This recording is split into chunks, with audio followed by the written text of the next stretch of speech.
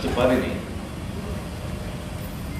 আজকে আপনাদের সাথে শেয়ার করি, সেদিন আমি বুঝে গেলাম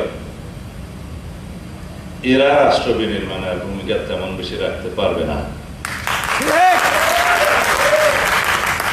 অনেকে বলবে আমাদের মাথায় তো অনেক বুদ্ধি। এটা বুদ্ধি নয়, এটা অভিজ্ঞতা। যে কোনো গণঅভ্যুত্থান পরবর্তী পরিস্থিতিতে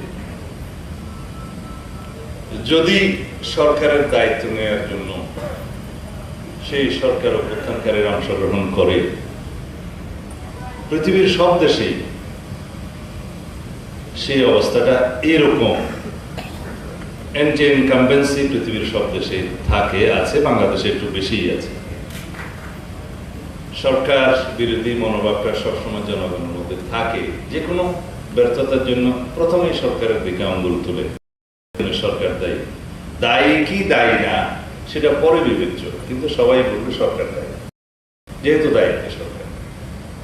এই সরকারের দায়িত্বে আসাটা আমার মনে হয় সেটা তাদের সঠিক বিবেচনার সিদ্ধান্ত হয়নি। তাহলে আজকে প্রেসার গ্রুপ হিসাবে, জাতিকে নির্দেশক হিসাবে একটা ভূমিকা তাদের থাকতে পারত, যেটা প্রশ্নবিদ্ধ হয়েছে।